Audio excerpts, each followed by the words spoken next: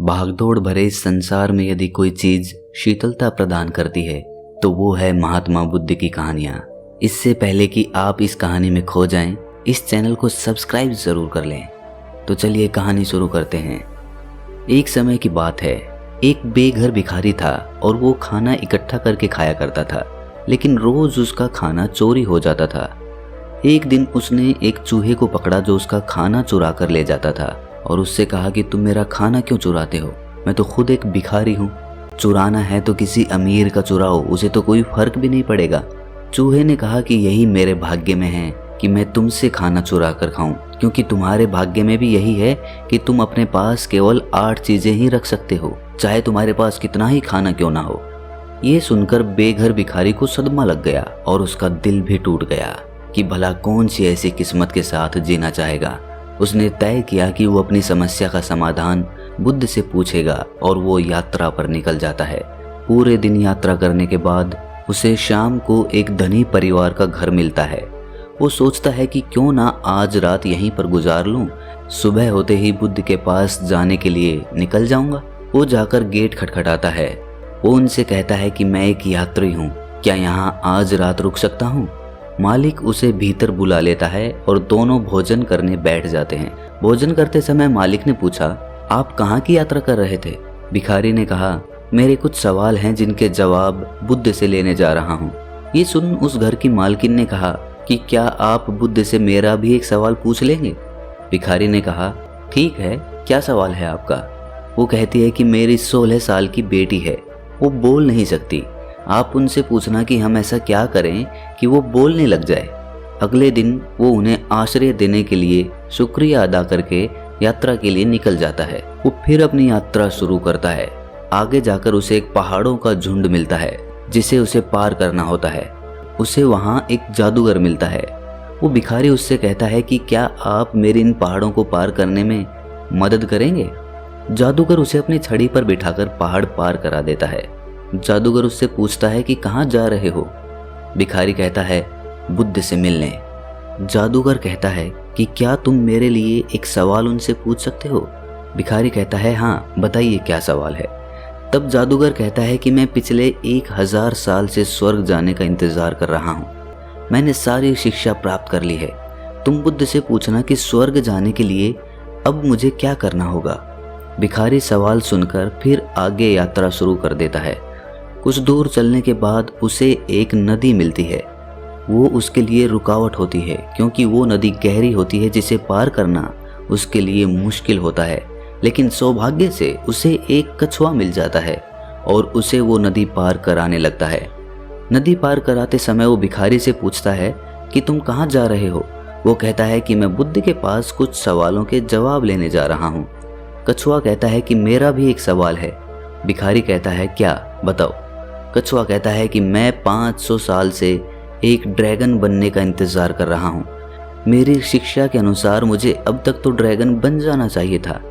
क्या तुम पूछ सकते हो मुझे अभी और कितना समय लगेगा? भिखारी कहता है, ठीक है, और उसके बाद नदी पार करके फिर से यात्रा शुरू कर देता है और अंत में वो बुद्ध के मठ के यहाँ पहुँच जाता है और मन ही मन सोचता है कि आज मैं महान बुद्ध से मिल ही लूँगा।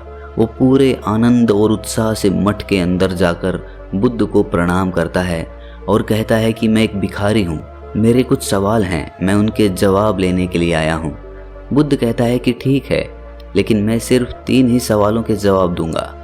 बेघर भिखारी कहता है, लेकिन मेरे तो 4 सवाल हैं। बुद्ध कुछ उत्तर नहीं देते। अब भिखारी सोच में पड़ जाता है कि क्या करे।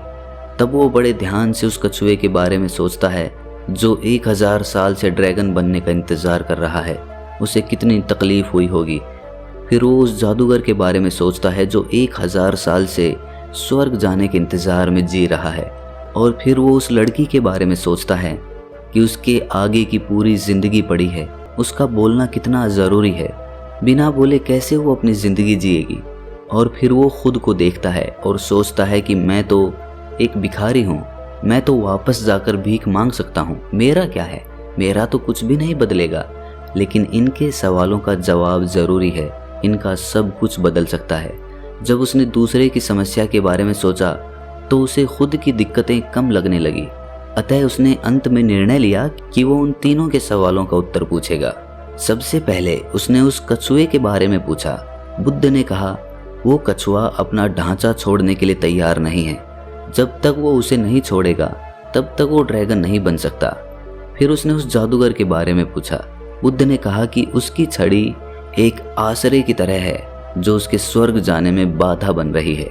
उसे वो हमेशा अपने हाथ में रखता है। उसे छड़ी को दूर करना होगा तभी वो स्वर्ग जा पाएगा।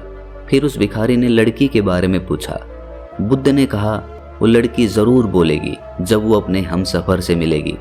अपने तीनों प्रश्नों के उत्तर जानकर उसने महान बुद्ध को प्रणाम किया और खुशी खुशी वहां से विदा हो गया। वापस रास्ते में वो कछुए से मिलता है और कहता है कि अपना ढांचा बदलो, तुम ड्रैगन बन जाओगे। कछुआ अपना ढांचा निकाल देता है।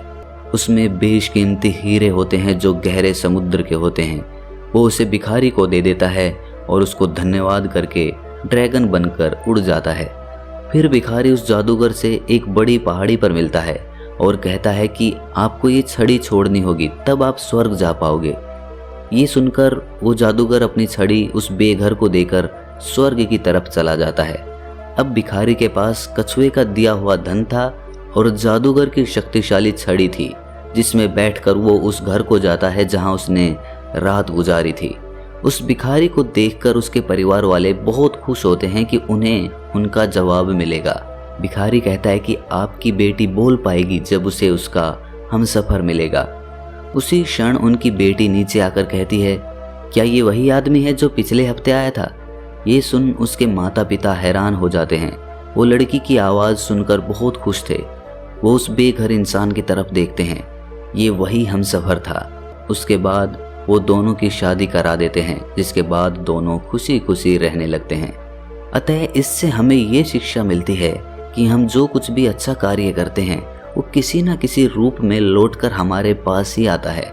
इसलिए बेकार की चिंता छोड़िए, अच्छे काम और अच्छे कर्म करिए। जितने अच्छे कर्म करोगे उतनी ही शांति आपको भीतर से महसूस होने लगेगी।